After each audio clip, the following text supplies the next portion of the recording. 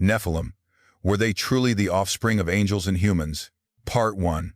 The Introduction, Sowing the Seeds of Mystery. As the flickering flame of a solitary candle casts long, dancing shadows across ancient texts, we are drawn into a world veiled in mist and wonder.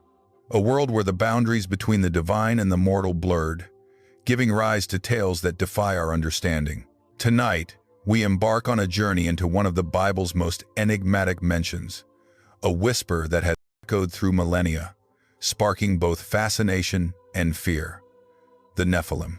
Were these colossal beings merely figures of myth, or do they represent a profound, unsettling truth about the early days of humanity?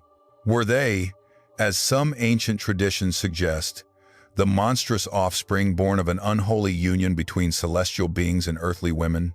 Join us as we peel back the layers of scripture, history, and theology to confront this ancient mystery, promising to illuminate the surprising depths of a story often misunderstood and perhaps deliberately obscured. Part 2. The Journey of Deep Discovery. The historical and cultural context. Genesis in the ancient world. To truly grasp the perplexing nature of the Nephilim, we must first transport ourselves to the Fertile Crescent of the ancient world, the cradle of civilization and the backdrop for the earliest narratives of Genesis. The world in which the Genesis accounts were compiled was one teeming with diverse mythologies. Giants, demigods, and beings of mixed divine and human parentage were common tropes in the epic literature of Mesopotamia and Canaan. Stories like the Epic of Gilgamesh, with its hero possessing two-thirds divine and one-third human nature, were part of the cultural tapestry. When Genesis 6:1-4 speaks of the sons of God taking daughters of humans and producing the Nephilim, it does so within a context where hybridity was not an entirely alien concept to its original audience. However, the biblical narrative subverts and redefines these common motifs, often presenting a stark contrast to the polytheistic cosmologies surrounding ancient Israel. The mention of the Nephilim immediately precedes the account of the Great Flood, suggesting a deep connection between their existence and the pervasive wickedness that brought divine judgment upon the earth. This placement is crucial, hinting that their very presence was a significant deviation from God's intended order for creation, a corruption so profound it necessitated a cataclysmic cleansing. Decoding the Scripture. Unpacking Genesis 6:1-4. The primary biblical reference to the Nephilim appears in Genesis 6:1-4. When human beings began to increase in number on the earth and daughters were born to them, the sons of God saw that the daughters of humans were beautiful, and they married any of them they chose. Then the Lord said, "My spirit will not contend with humans forever, for they are mortal. Their days will be 120 years. The Nephilim were on the earth in those days, and also afterward, when the sons of God went to the daughters of humans and had children by them. They were the heroes of old, men of renown." This short passage is dense with interpretive challenges, beginning with the identity of the sons of God, Hebrew, B'nai Ha-Elohim. This phrase is the linchpin of the angel-human hybrid theory. In other parts of the Old Testament, particularly in Job 1-6, 2-1, 38-7, this term clearly refers to angelic beings. If these sons of God are indeed angels, then the narrative strongly implies a supernatural transgression, non-human, spiritual entities engaging in procreation with human women, leading to the birth of the Nephilim. The term Nephilim itself, Hebrew, Nephilim, comes from the root Nephal, meaning to fall. This etymological connection often fuels the interpretation of them as fallen ones, or those who cause others to fall, linking them directly to the fallen angels who engaged in this illicit union.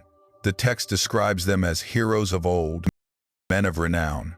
This suggests beings of extraordinary stature or power, perhaps even tyrannical figures, whose exploits left a significant mark on the antediluvian world. The phrase "and also afterward" is particularly intriguing, hinting at their continued existence or resurgence post-flood, a notion echoed in Numbers 13:33, where the Israelite spies report seeing Nephilim in Canaan. the hidden theological meaning, order, rebellion, and judgment. Beyond the surface-level narrative, the story of the Nephilim carries profound theological weight.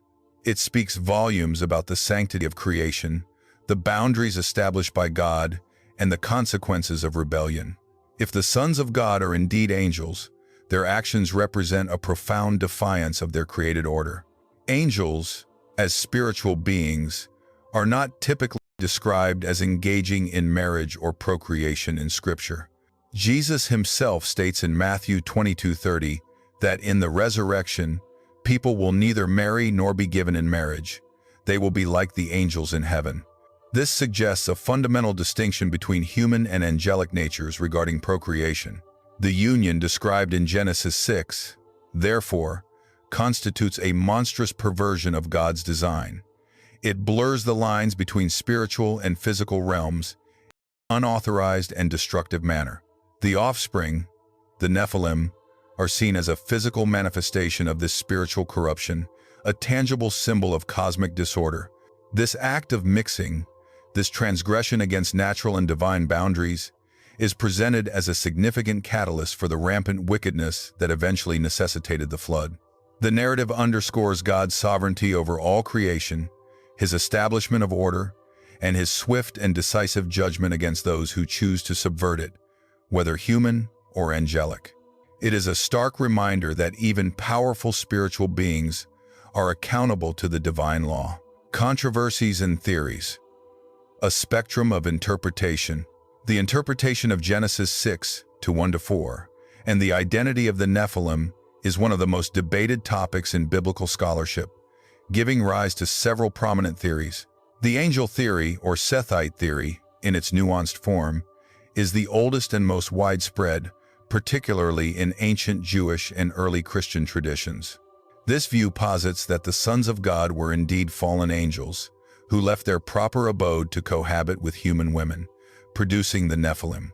This interpretation is strongly supported by extra-biblical texts like the Book of Enoch and the Book of Jubilees, which expand on this narrative, describing these angels, called watchers, teaching forbidden knowledge to humanity, further corrupting the earth.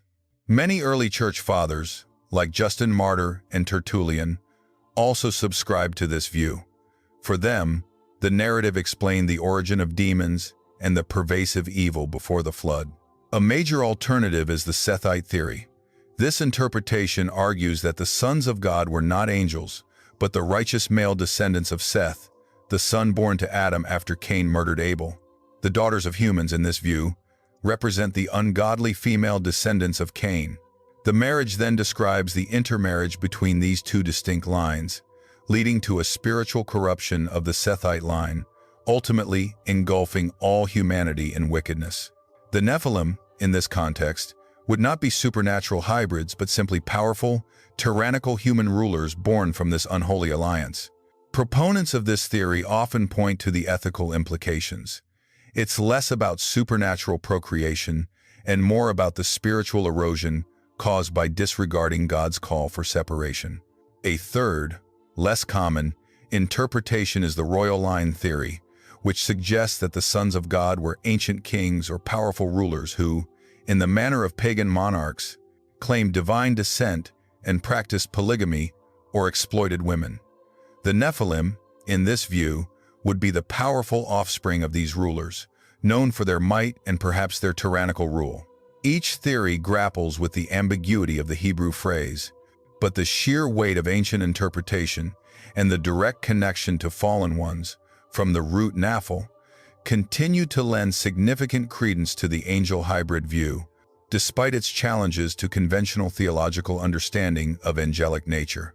The very existence of these diverse interpretations underscores the enigmatic nature of the Nephilim, inviting us to ponder the boundaries of the known and the unknown in the biblical narrative. Part 3. The conclusion. An eternal echo. Our journey through the ancient whispers of Genesis has brought us face to face with the enduring mystery of the Nephilim.